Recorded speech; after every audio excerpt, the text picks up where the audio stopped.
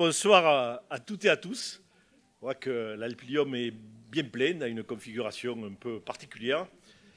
Bonsoir à l'ensemble de mes collègues élus, à la dame de Saint-Rémy et puis à vous tous. Mesdames, Messieurs, je suis très heureux de voir une nouvelle fois cette belle salle de l'Alpilium absolument comble pour un événement tout particulier, celui de son 10e anniversaire.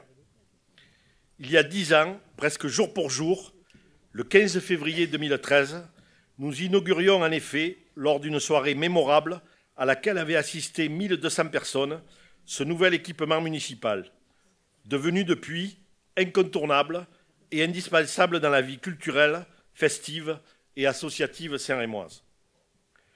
Construit sur un terrain acheté en mars 2006 par la ville à la famille Tourté, l'Alpilium fut le projet phare de notre mandat municipal 2008-2014. Il a nécessité 4 ans de travail, dont 2 ans et demi de chantier. Il est le fruit notamment des intenses efforts de mes collègues élus d'alors, Martine Lagrange-Chevalier, Michel Giovannetti, qui est juste là en face de moi et que je salue, Armel Gontier et Vincent Houlet, qui lui est toujours adjoint aujourd'hui aux travaux. Donc travail des élus, des services municipaux et en particulier de Daniel Bello du bureau d'études et des nombreux partenaires engagés sur le projet. Le projet a été conçu par le cabinet d'architecture BOA et 12 entreprises ont collaboré à sa construction. Les travaux, d'un montant de 3,5 millions d'euros, ont été subventionnés à hauteur de 60% par le Conseil général des Bouches-du-Rhône, devenu depuis Conseil départemental, et à hauteur de 10% par la région Provence-Alpes-Côte d'Azur. Et je remercie à nouveau ces 2 collectivités territoriales. C'est lors de la soirée inaugurale que le nom de l'Alpilium a été dévoilé au public. Un nom qui a été imaginé par le Saint-Rémois David Chaptaille et retenu par les habitants eux-mêmes parmi 84 propositions à l'issue d'une vaste consultation organisée pour l'occasion. Avec l'Alpilium, la ville s'est dotée d'une salle répondant aux exigences techniques des professionnels d'aujourd'hui ainsi qu'aux exigences de confort du public et des organisateurs. Les conditions ont été réunies pour accueillir des spectacles qu'il était impensable d'accueillir auparavant, comme les créations de Presse Jocage, le Cirque Poussière, Miosec, Olivia Ruiz, Cat on Street, Camélia Jordana, Bonga ou encore Charlie Winston la semaine prochaine, c'est plus exactement le samedi 11 mars. Depuis la création de cette salle, les municipalités successives ont défendu et développé une programmation éclectique, théâtre, danse, cirque, musique actuelle, spectacle jeunesse, etc. Une programmation de qualité dont les spectacles ont souvent été récompensés par des distinctions nationales ou internationales. Un accès de la culture au plus grand nombre avec une tarification adaptée. Une programmation de compagnies locales ou repérées sur les scènes de l'Hexagone. Des partenariats avec les associations locales ou des institutions culturelles du territoire, comme par exemple le Théâtre d'Arles. Un important travail de médiation auprès de tous les publics afin d'éveiller sa curiosité, de l'inciter à prendre le risque de choisir des spectacles ou des artistes qu'il ne connaît pas toujours. Et également des animations en marge des spectacles, intitulées « Autour de la saison », qui donnent l'occasion de réfléchir sur les thématiques abordées dans les spectacles et de les approfondir. Je tiens d'ailleurs à saluer le travail des élus à la culture qui se sont succédés, Martine Lagrange, Patricia Lobry et aujourd'hui Gabriel Colombet. Pendant ces 10 ans, la ville a ainsi organisé plus de 200 spectacles dans le cadre de sa saison culturelle, totalisant environ 50 000 spectateurs. Et les associations, également, plus de 200 événements, concerts, spectacles, conférences, réunions, lotos, etc. Cet équipement a également accueilli 15 tours d'élection, tous scrutins confondus évidemment, depuis qu'il est devenu bureau de vote en 2017. Il a accueilli aussi 7 cérémonies de vœux, ainsi que divers congrès et forums, le congrès de l'Association des petites villes de France, les rencontres du tourisme durable, des forums emploi, etc. Et même des défilés de mode, dont celui de Andy Fashion en 2016. Sur les plans culturels, associatifs, festif, en matière de congrès, nous avions à peu près tout prévu dès sa conception. La seule chose que nous n'avions pas imaginée il y a 10 ans, c'est qu'il puisse devenir un centre de vaccination et que 25 000 injections du vaccin Covid-19 y seraient administrées entre janvier et août 2021, avant que le centre de vaccination, vous a rappelé, se déplace à l'espace de la Libération. J'ajoute que depuis la construction de l'Alpilium, la municipalité a également rénové et mis aux normes les autres salles municipales utilisées par les associations, en particulier la salle Jean Massé en 2015 et la salle Henri Roland, plus récemment, en 2020-2021. En 2013, le programme inaugural de l'Alpilium s'était déroulé sur 4 jours de festivités, avec un concert électro-hip-hop du groupe berlinois Puppet Mastaz, un grand bal après l'inauguration officielle, un récital de la pianiste sérémoise Fanny Azuro et une journée scène ouverte avec les associations locales.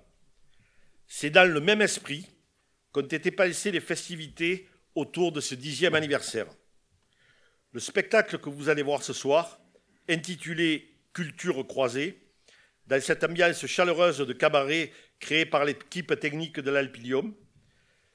Ce spectacle, donc, est le résultat d'une collaboration inédite entre 17 associations sérémoises qui ont mélangé, en binôme, leur culture, leur passion et leur savoir-faire. Je tiens à remercier et à citer ces 17 associations pour leur participation. Par ordre alphabétique, Alpi Street Art, l'AMAP La Granille, l'Atelier MCL, Batoukazul, La Bourrasque, Carnaval de Saint-Rémy, Comme ci, comme ça, la compagnie Nemo, l'envol de Pifang, Glanum Rock, Mappa Africa, Les Pieds au Sol, Résonance École de Danse, la Respélie de Provençal, le Rock des Alpilles, Gilles et Jason Rousse, et une si belle différence. Je pense qu'on peut les applaudir. Merci à ces associations.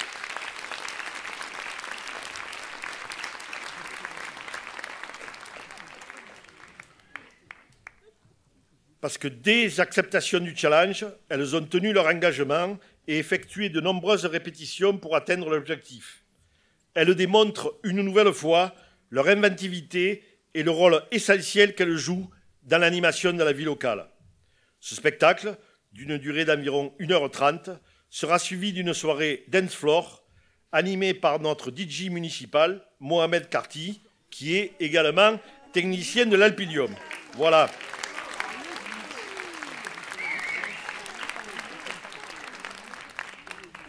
Et le DJ habite dans le logement de fonction juste à côté. Donc vous voyez, on est dans le circuit court ce soir. Je souhaite aussi remercier l'ensemble des services municipaux qui ont participé à cet anniversaire. Le service culturel, l'équipe technique de l'Alpilium, le service communication, les services techniques municipaux, le service du protocole et ses habituels renforts d'agents municipaux. Les festivités de ce 10e anniversaire se poursuivront dimanche avec le spectacle Tabascalissimo, un grand moment festif à voir en famille, un tour du monde musical à 2 voix et 5 instruments, en partenariat avec le Conservatoire de musique du Pays d'Arles. Et enfin, samedi prochain, le 11 mars, je l'ai déjà dit, nous accueillerons l'artiste Charlie Winston dans le cadre de sa tournée européenne et à l'occasion de la sortie de son 5e album. Nous sommes très fiers de le recevoir ici, à l'Alpilium. Enfin, vous pourrez voir, ou peut-être vous avez déjà vu, parce que ça a été installé en partie ce matin, donc vous pourrez voir, vous avez déjà vu en ville, tout le mois de mars, au skatepark, au Square Verdun et aux arènes Barnier, une exposition de 10 photos qui retrace 10 grands moments dans la vie de l'Alpilium, qu'ils relèvent du spectacle, des fêtes ou des congrès. Pour conclure, je veux adresser un grand merci à tous ceux qui font vivre cet équipement tout au long de l'année. Un grand merci également à tous les accueillants bénévoles qui secondent avec passion l'équipe de l'Alpilium pendant la saison culturelle municipale, les suivant dans leurs idées, parfois les plus farfelues. Et bien sûr, grand merci à vous, public, qui continuez à nous faire confiance, qui êtes toujours au rendez-vous, comme en témoignent d'année en année les excellents chiffres de la fréquentation de la saison culturelle. Bravo à vous et à présent, place au spectacle. Excellente soirée à tous. Merci.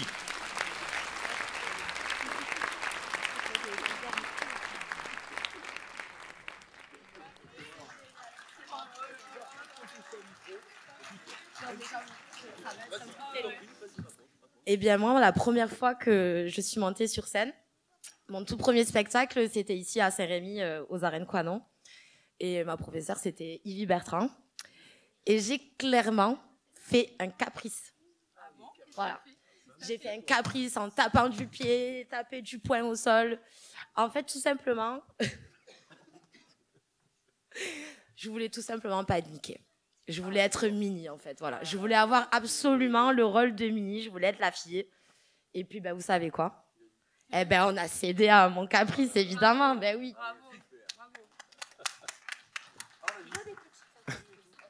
Alors, pour ma part, moi, c'était quelques années en arrière à une compétition de danse. Je commence le passage avec ma partenaire. Et là, je fais un grand écart et j'entends un cric.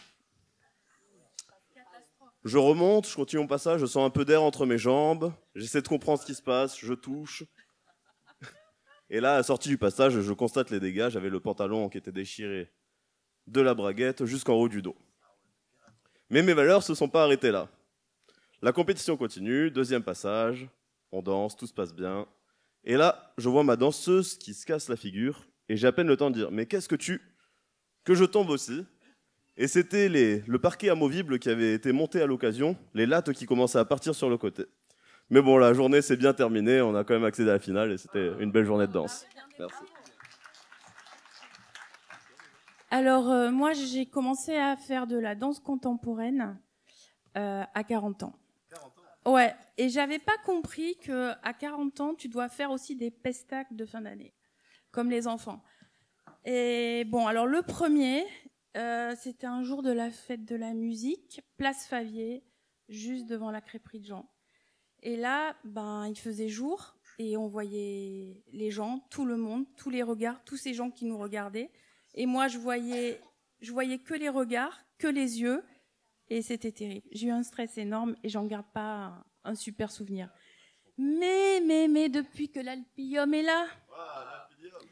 Eh ben, ma chère professeure Sylvette a eu la bonne idée de nous proposer de faire les pestacles ici. Et en fait, on voit plus du tout les yeux. Je vois personne là. Je vois vraiment personne. Et du coup, mais non, il y a peut-être personne en fait. Ouais, c'est ça. Et en fait, voilà, maintenant je peux danser librement. Voilà.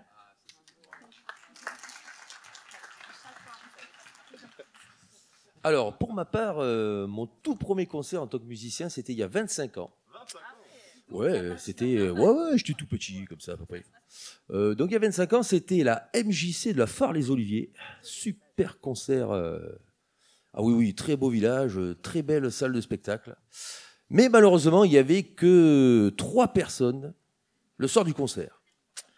La première personne, c'était l'adjoint à la culture, qui était au fond de la salle et qui était dépité de voir que sa soirée était un désastre. Un désastre complet. La deuxième personne, c'était le barman qui était au fond là-bas, derrière son comptoir et qui buvait toutes les bières que personne lui avait achetées. Et la troisième personne, c'était l'ingé son qui essayait vainement de réparer l'enceinte qui est en train de fumer devant nous. Et qui, avec des tournevis et des écrous, essaie de réparer en nous disant « Allez-y les gars, c'est pas grave, je gère. » Bon. Donc du coup, on a quand même joué notre prestation pendant 1 heure, puisqu'on était venus pour ça. Et sur scène, on était 6 musiciens, donc le double des spectateurs. C'était vraiment génial. Ouais.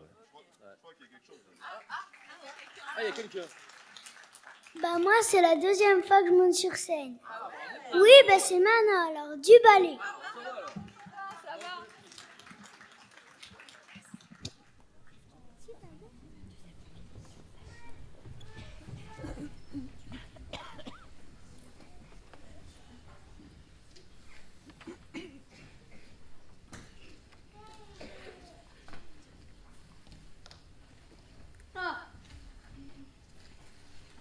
Entends-tu murmurer les arbres dans le cortège? Des enfants arrivent en ville autour de c'est le chaos. C'est bruyant, on entend des chocs, des cris de bombardement. Les enfants s'en foutent. Quitte la ville et arrive dans sa famille. Ils s'approchent de deux vieux amandiers qui surplombent le village.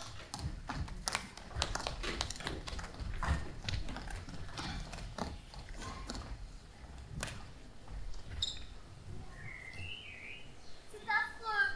C'est épouvantable.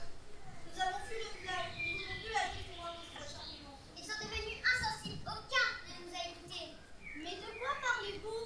Vous n'entendez donc rien?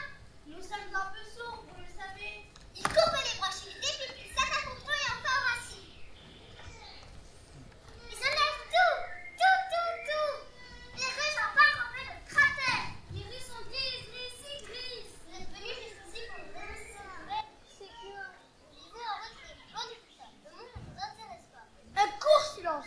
Les enfants s'allongent. La lune est belle. La lune? Endormez-vous. J'ai peur de mes rêves. Écoute les bruits de la nuit. Entends-tu l'archevêche siffler et le martinet mort voler? Le champ se faire labourer par les bêtes et le renard fouiner. J'écoute la nuit, j'entends le chant de l'archevêche, j'entends les sangliers renouveler à côté. C'est ça, écoutez la nuit et le tronçonneuse ne devrait plus troubler votre sommeil. Les enfants s'endorment, on entend les chants d'oiseaux. Le monde pèse lourdement sur vos épaules, mes enfants. Le jour se levait, mes enfants se réveillent. Il fait beau aujourd'hui. Oh non! Quoi? Les bruits! Ils recommencent, ils n'ont pas fini. Il y a aussi des cris. La colère gronde. Mais attendez, il me semble avoir des banderoles, ils manifestent. C'est la première fois que le village réagit. C'est la première fois. La révolte, un nouveau souffle qui peut-être va changer les choses. Le vent, je le sens. Comme je sens l'espoir qui vient avec. Le village s'éveille. Ah non, c'est incroyable. Le village est en ébullition. J'ai l'impression de planter, mais ce n'est pas tout. Nous sommes en train d'inventer. Inventer!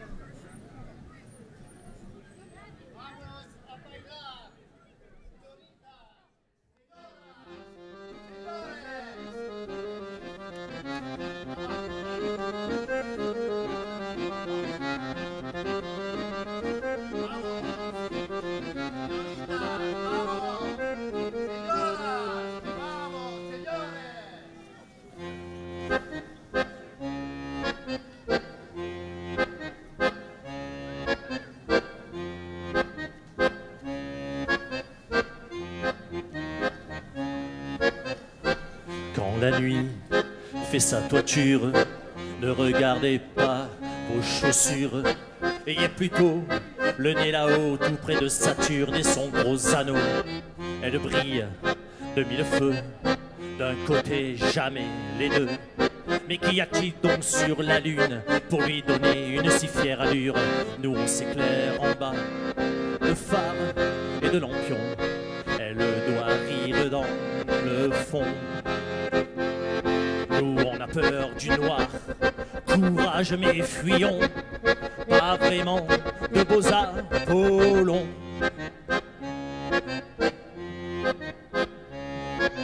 Il y a du monde sur la lune, c'est éclairé la nuit. Il y a du monde sur la lune, c'est éclairé la nuit.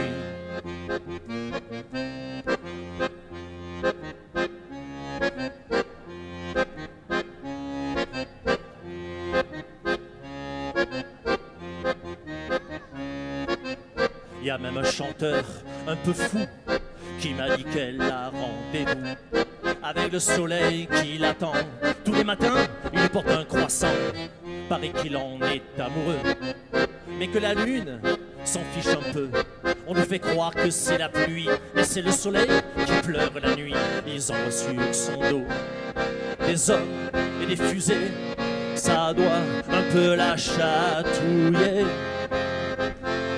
Ils ont planté leur drapeau, mais savent-ils où elle se met? Leur grand pas pour l'humanité.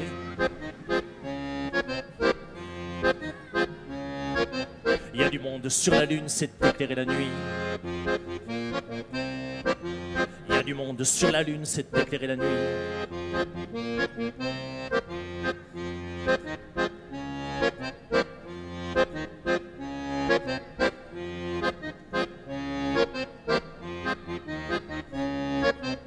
On m'a souvent surpris, c'est vrai, à rêvasser dans ses filets. Allons Gilou, réveille-toi, tu es dans la lune, tu crois qu'on le voit pas? Nous quand on a un cratère, c'est un canon qui est en colère. Échangerai bien sans rancune mon grand boulevard pour un quartier de lune. La tête dans les étoiles, léger comme une plume. Regardez la terre qui s'enfume. Demain, larguons les voiles, laissons notre fortune et partons décrocher la lune. Il y a du monde sur la lune, c'est éclairé la nuit. Il y a du monde sur la lune, c'est éclairé la nuit. Il y a du monde sur la lune, c'est éclairé la nuit. Il y a du monde sur la lune, c'est éclairé la nuit.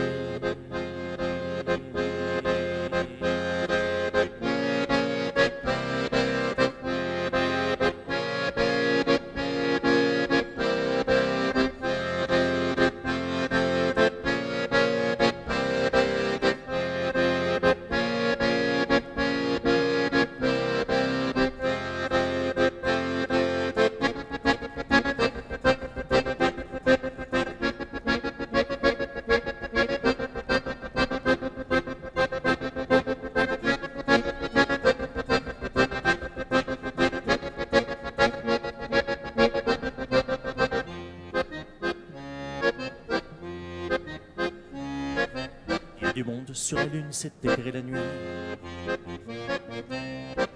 Il y a du monde sur la lune, c'est éclairé la nuit. Il y a du monde sur la lune, c'est éclairé la nuit.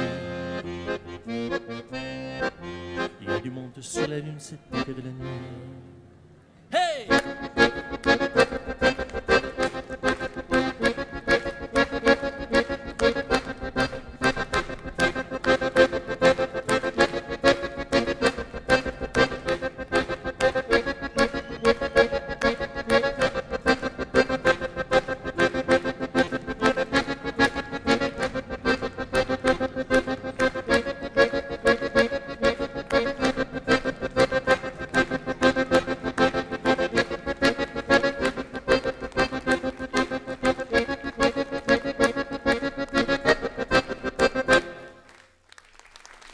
Merci beaucoup.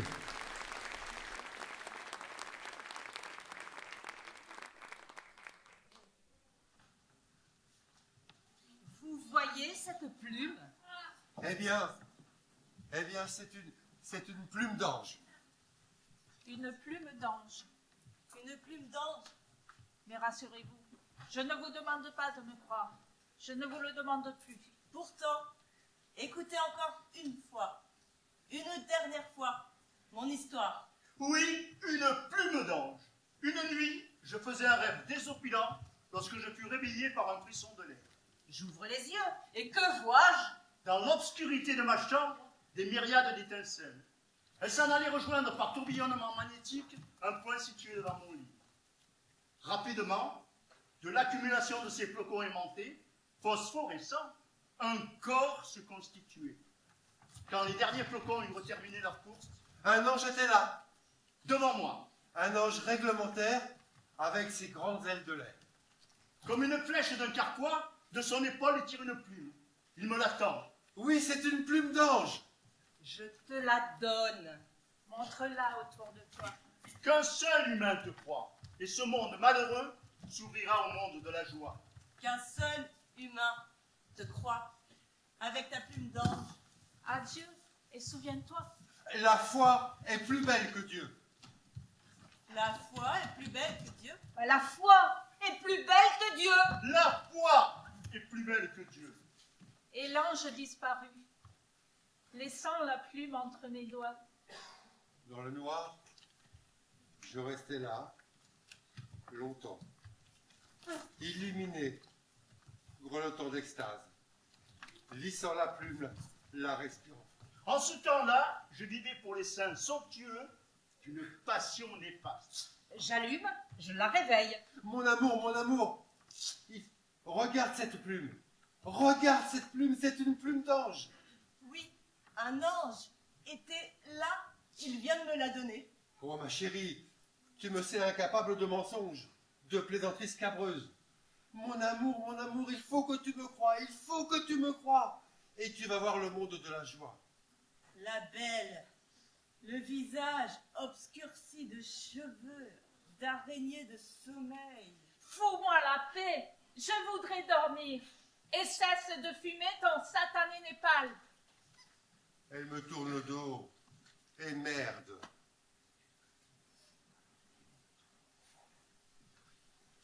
Au petit matin, parmi les nègres des poubelles et les premiers pigeons, je filais chez mon ami le plus sûr.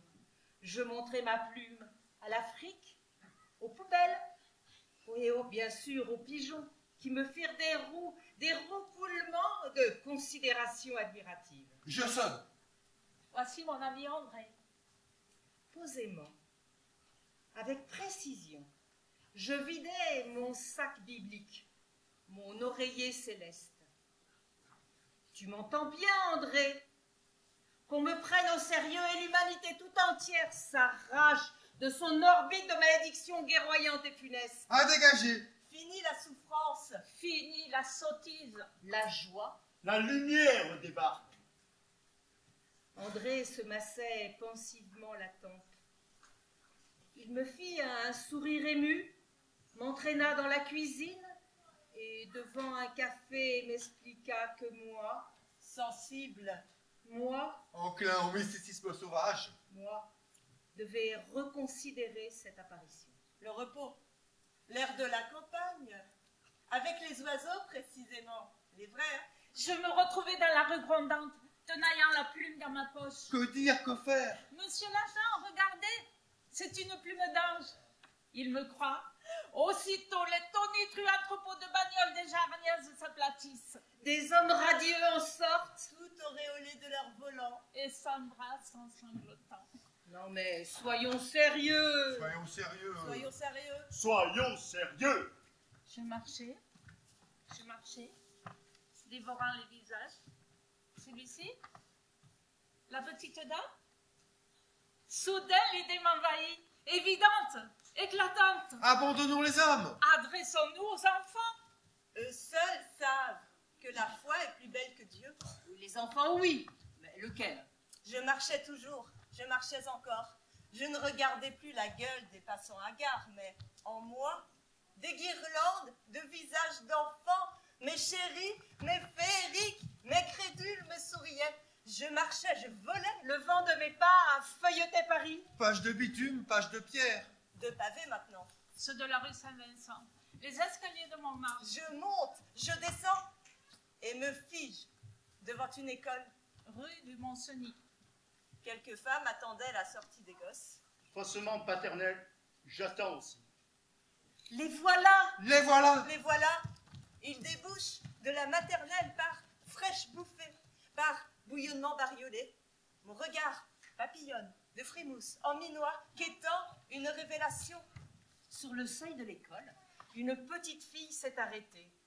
Dans la vive lumière d'avril, elle cligne ses petits yeux de jet, un peu bridés, un peu chinois, et se les frotte vigoureusement. Puis elle reprend son cartable orange, tout rebondi de mathématiques modernes.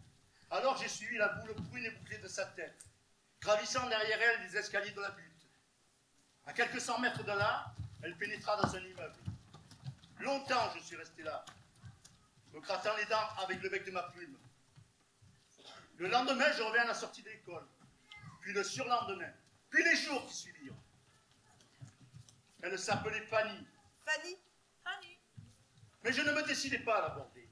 Et si je lui faisais peur, avec ma bouche sèche, ma sueur sacrée, ma pâleur mortelle et vitale? Alors qu'est-ce que je fais? Je me tue? Je l'avale ma plume? Je la plante dans le cul somptueux de ma passion néfaste? Et puis un jeudi, je me suis dit, je lui dis. Les poumons du printemps exhalaient leur première haleine de peste paradisiaque. J'ai précipité le pas. J'ai tendu ma main vers la tête frisée. Au moment où j'allais l'atteindre, sur mon épaule, une pesante main s'est abattue. Je me retourne. Ils étaient deux. Ils empestaient le baron. Suivez-nous! Le commissariat. Vous connaissez les commissariats, les flics qui tapent le carton dans de la gauloise, du sandwich, une couche de tabac, une couche de passage à tabac. Le commissaire était bon enfant. Il ne roulait pas des mécaniques, il roulait les airs. Asseyez-vous. Asseyez-vous.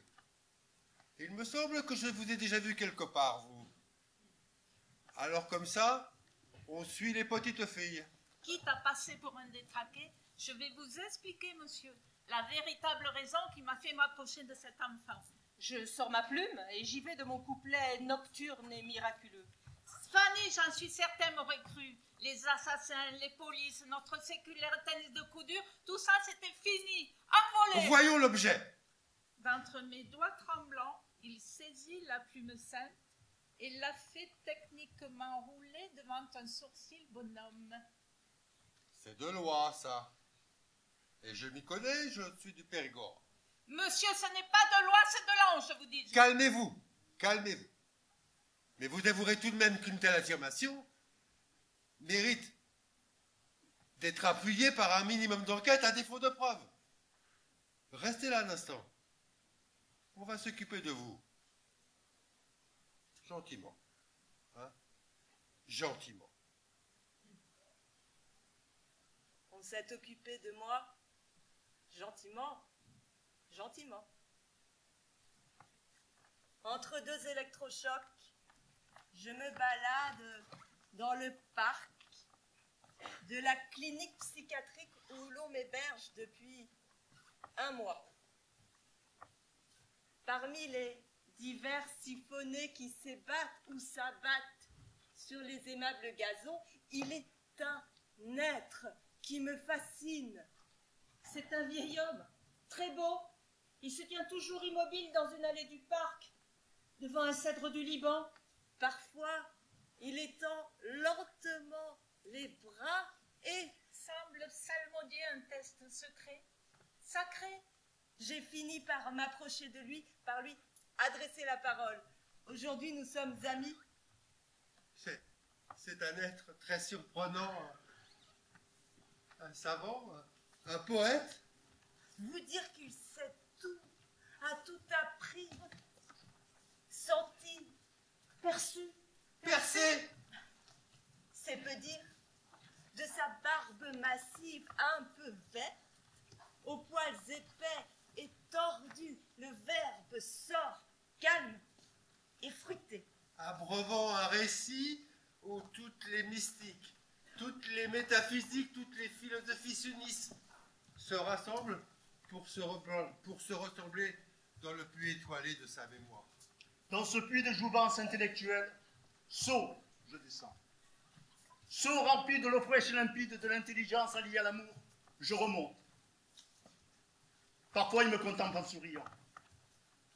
Des plis de sa robe de bure, il sort des noix, de grosses noix, qui brisent d'un seul coup dans sa pomme, crac, pour me les offrir.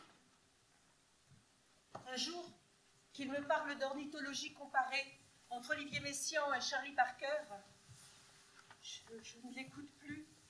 Un grand silence se fait en moi. Mais alors cet homme dont l'ange t'a parlé, cet être humain introuvable qui peut croire à ta plume, c'est lui, il est là devant toi. Sans hésiter, je sors ma plume. Ses yeux mordorés lancent une étincelle. Il examine la plume avec une acuité qui me fait frémir de la tête aux pieds. Quel magnifique spécimen de plume d'ange vous avez là, mon ami. Mais alors vous me croyez? Vous le savez? Mais bien sûr, je vous crois. Le tuyau légèrement cannelé, la nacrure des barbes, on ne peut s'y méprendre. Je puis même ajouter qu'il s'agit là d'une peine d'Angelus maliciosus. D'Angelus maliciosus. D'Angelus maliciosus. D'Angelus maliciosus. Mais alors, puisqu'il est dit qu'un seul homme me croyant, ce monde est sauvé. Je vous arrête, ami, je ne suis pas un homme. Vous n'êtes pas un homme. Nullement. Je suis un noyé. Vous vous êtes noyé? Non, je suis un noyé. L'arbre. Je suis un arbre. Il y eut un frisson de l'air. Se détachant de la cime du grand cèdre, un oiseau est venu se poser sur l'épaule du vieillard. Et je crus reconnaître, miniaturisé, l'ange malicieux qui m'avait visité. Alors, tous les trois, l'oiseau, le vieil homme et moi, nous avons ri. Nous avons ri. Nous avons ri. Longtemps.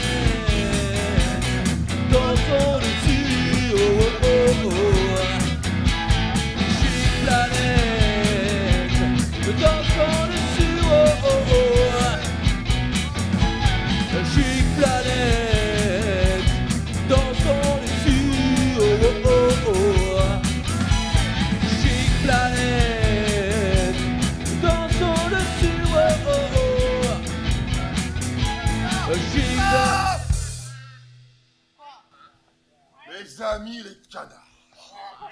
Toujours en grande forme. On vous apprécie ici. Malgré. Je voudrais juste vous demander une petite chose, s'il vous plaît. Chantez-moi fort. Mais bien sûr, bien sûr.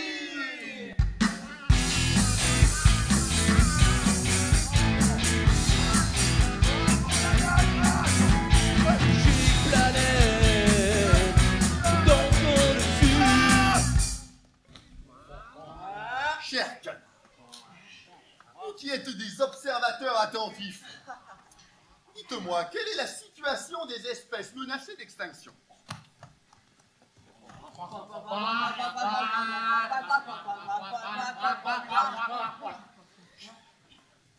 C'est mauvais, mauvais, mauvais. Dans la région, la situation est bonne. Pour les seules espèces strictement protégées. Tu vois? Mais dans les zones non protégées de la province intérieure, la situation continue de se dégrader. C'est mauvais, mauvais, mauvais. Il y a de moins en moins d'insectes. Moins d'abeilles, de libellules, De papillons, de sauterelles, De criquets. de scarabées. Pour ne parler que des insectes. C'est mauvais, mauvais, mauvais. Il y a moins d'oiseaux aussi. des oiseaux comme les moineaux, les chardonnerets, Qu'on voyait partout autrefois. sont en déclin. C'est mauvais, mauvais, mauvais. Et dans les zones humides, il y a de moins en moins de grenouilles. De crapauds. De salamandres.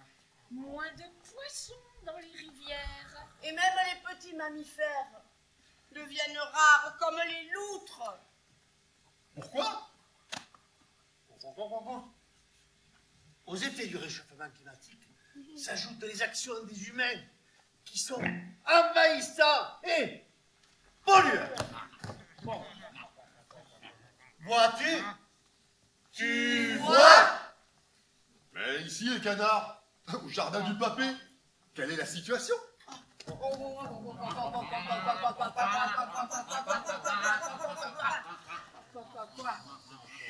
C'est un peu mieux. Tant, depuis des années, je laisse la place aux espaces semi-naturels non cultivés. J'ai planté des haies avec des plantes mellifères, favorables aux insectes pollinisateurs. Quoi? Je laisse des bandes herbeuses entre les rangées de légumes. J'ai planté des arbres, aménagé des bosquets qui offrent un habitat aux oiseaux. Quoi? Je laisse des prairies en jachère. Tu as raison, jardinier. C'est ce qu'il faut faire. Tu vois? Tu vois? Mais beaucoup de producteurs agricoles devraient en faire autant. Et les particuliers, dans leur jardin, devraient planter des haies vives au lieu d'installer des clôtures. Tu vois? Il serait bénéfique qu'ils acceptent, eux aussi, d'aménager des espaces semi-naturels à l'intérieur de leur jardin. Tu vois? En attendant, la situation continue de se dégrader d'année en année. C'est mauvais, mauvais, mauvais. Merci les canards. Votre attention aux espèces menacées est précieuse. Quant à moi, je vais vous parler plutôt de mon espèce.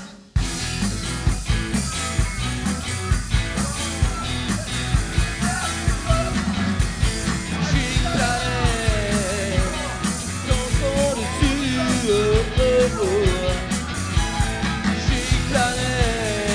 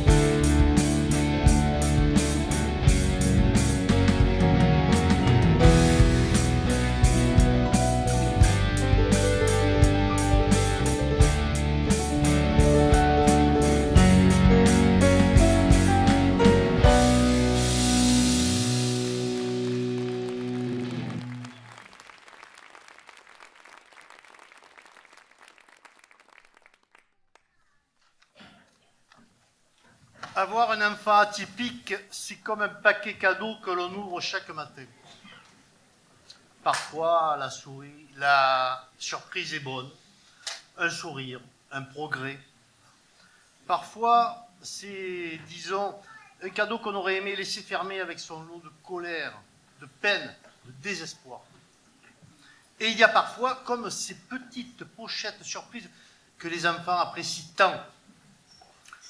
Ce sont ces pochettes-là que nous avons décidé d'ouvrir devant vous ce soir.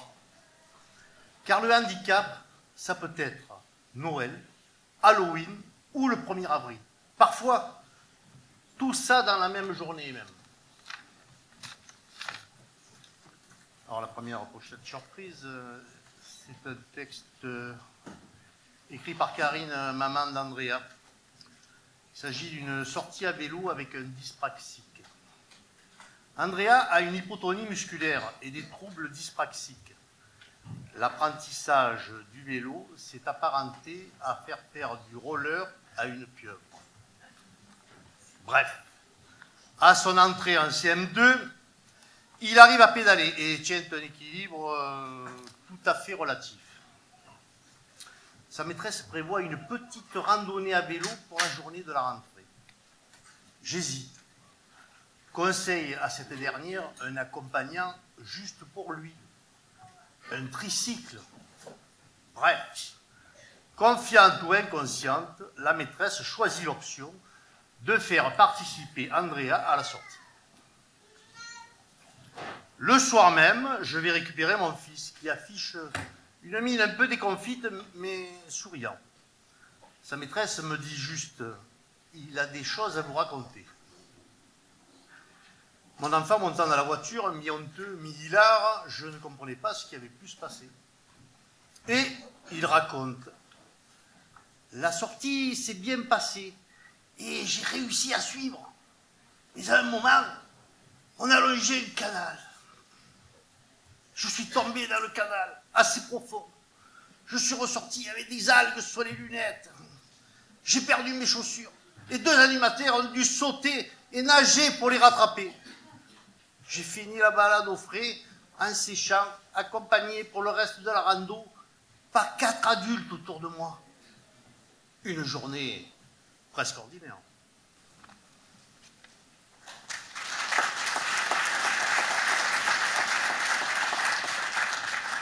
Hugo a 6 ans.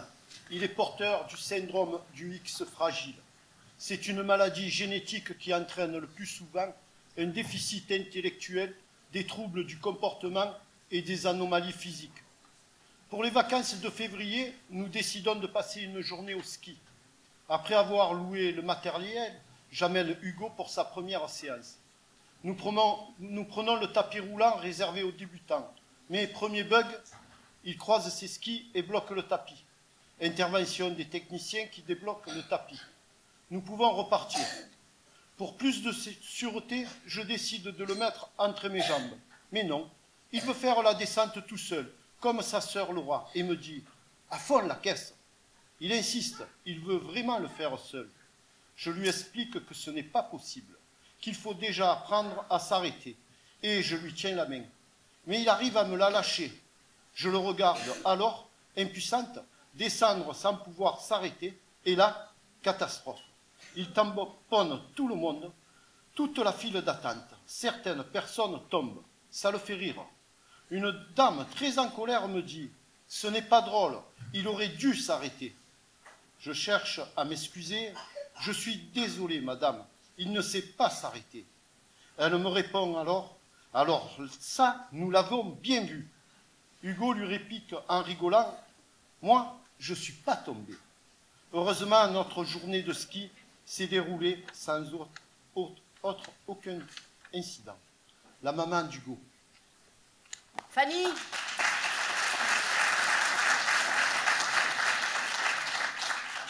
Fanny, elle est autiste Asperger. Vous la connaissez peut-être, ou vous l'avez sûrement croisée au volant de sa petite amie. Vous savez, cette petite voiture rigolote. Malgré toute l'énergie que je déploie, je ne parviens toujours pas à la saisir, à rentrer dans son monde. Alors le mieux, c'est que je laisse Fanny vous parler d'elle, de l'autisme, de sa différence. Parce que Fanny, quand elle ne s'exprime pas dans ses dessins ou ses peintures, elle écrit. Là, c'est le petit mot de Catherine, la maman de Fanny. Maintenant, écoutons Fanny. Je me vois comme une personne autre, un être différent, un simple accent, un être là, sans être là vraiment. Une horloge à remonter le temps, un cadran bloqué, un kit à monter sans notice pour expliquer. Que des mots MOTS et des mots MAUX à décoder. Je me ressens différente, mais contente de l'être, pour ne pas forcément ressembler à Pierrette ou à l'être parfait. Cela ne me plaît pas. Moi, c'est moi, et on m'accepte comme je suis, ou tant pis. On me laisse faire mon bonhomme de chemin, à ma vitesse et à mes fins. Moi, j'aimerais être un clown, un pantin, libre du destin, devenir l'être du chemin sans fin.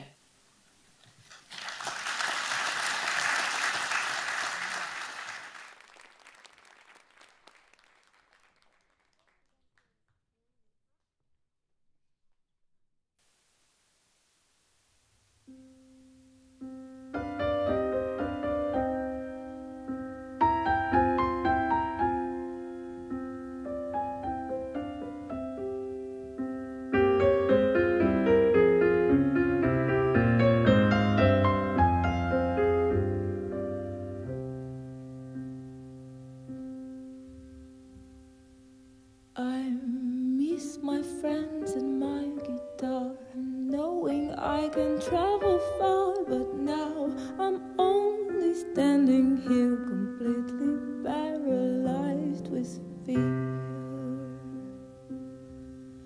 The fear of who I'll come want to be, of all the weaknesses in me. I truly thought I was prepared, but now I'm panicked and I'm scared. But how did I become a coward? How did I become a coward? How did I become a coward?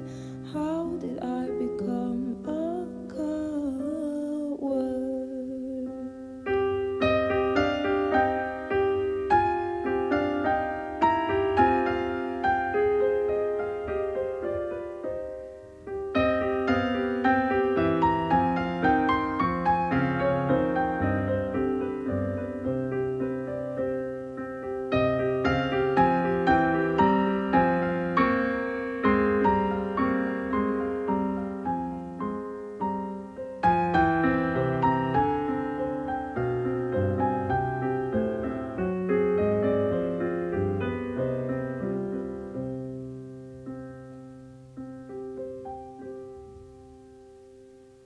I lived alone and I was free to do whatever came to me, but I was craving to share.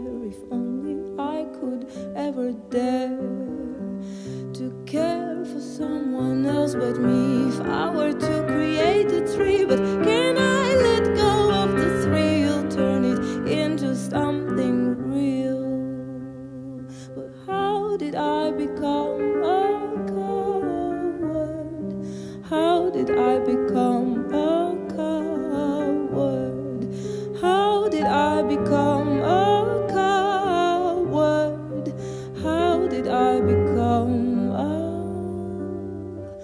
How did I become a? How did I become a coward?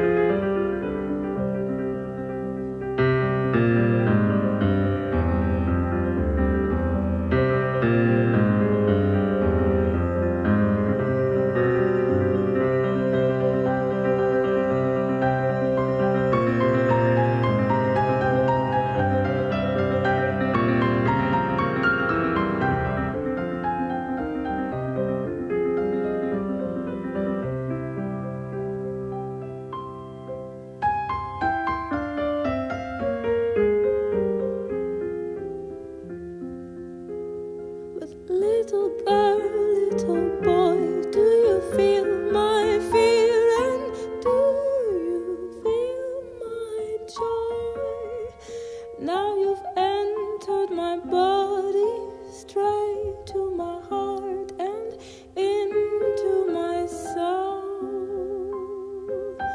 Grow, grow.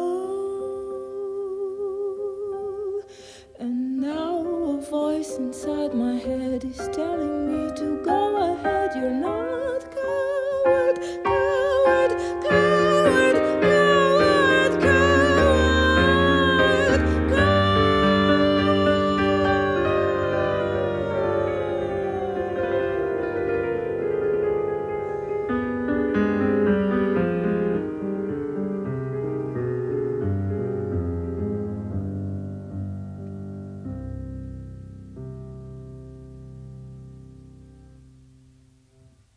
But how did I become a coward?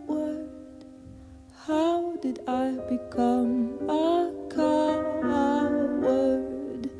How did I become a coward?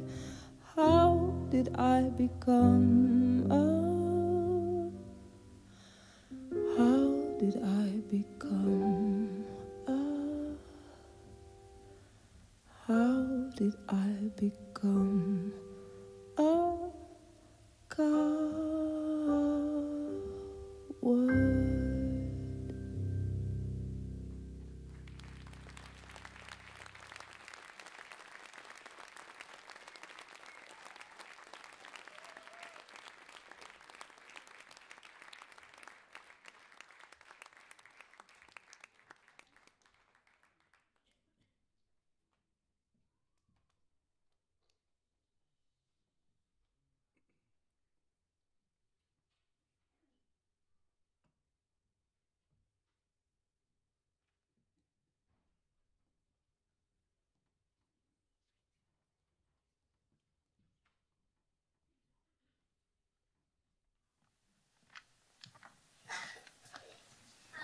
Guillaume, 13 ans, est le cousin d'Hugo.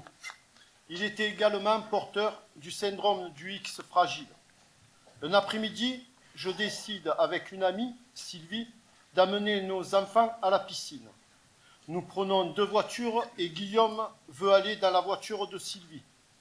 Il monte côté passager. Elle me dit « Je vais te suivre car je ne connais pas le chemin ». Nous voilà en route. Je regarde à plusieurs reprises dans mon rétro. Je vois que les essuie-glaces de sa voiture font des va-et-vient. C'est normal. Guillaume aime bien mettre les essuie-glaces. Mais à un moment donné, je vois qu'elle n'est plus derrière moi. Je m'arrête et attrape mon téléphone. Aucun réseau. Je fais demi-tour, reprends le chemin inverse. Aucune trace de sa voiture. Soudain, nous nous croisons. Je lui demande pourquoi elle n'était pas derrière moi. Elle me l'explique. Guillaume m'a fait tourner à droite et encore à droite. Je lui ai fait confiance, car il paraissait être très sûr de lui. Je lui ai rappelé que Guillaume était un très mauvais GPS et qu'il souhaitait toujours tourner à droite. Ça a beaucoup fait rire Guillaume, qui était très content de lui, la maman de Guillaume.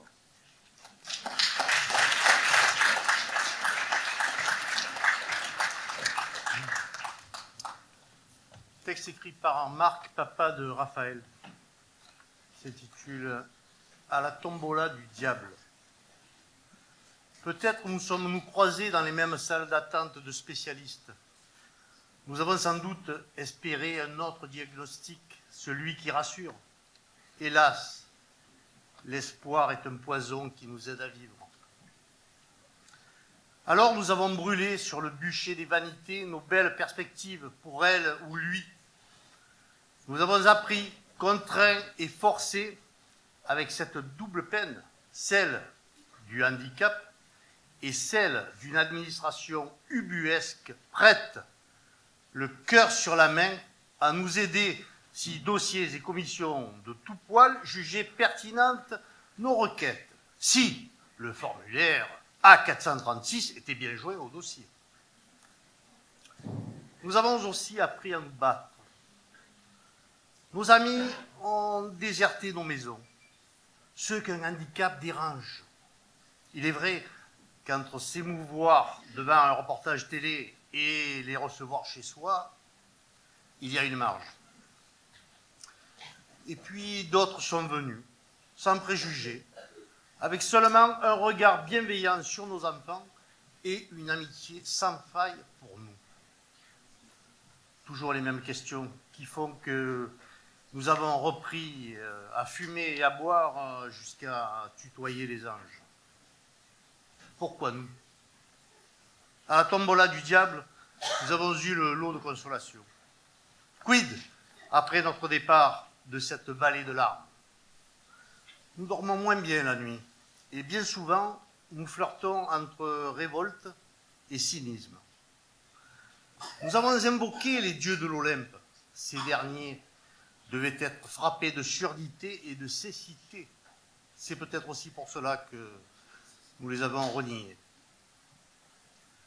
À chercher un autre chemin pour elle ou lui, nous finirons bien par nous perdre et peut-être le trouver.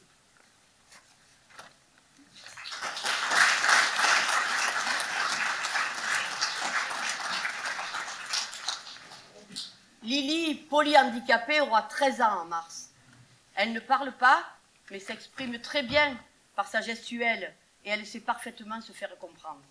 Lily, c'est l'ado dans toute sa splendeur et en grande période de mimétisme.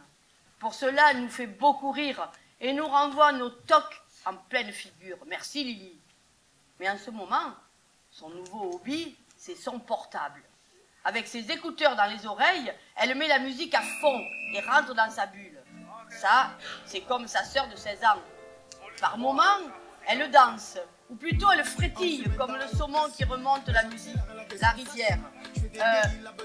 D'autres fois, elle me tend un pseudo-micro de sa main pour que je chante. Sa musique préférée, c'est le rap. Mais parfois, elle fait des trucs qui, pour le coup, n'imitent personne. MDR. L'autre jour, elle monte dans la voiture et c'est du rap qui passe à la radio. Et qui plus est, c'est une chanson qu'elle aime. Elle pousse le son à fond, ouvre la fenêtre et s'accoude comme un caïd à la portière. Bien sûr, avec la musique à fond, les passants nous regardent. Et là, elle leur fait le signe de Joule, enfin à sa manière, mais tout de même reconnaissable.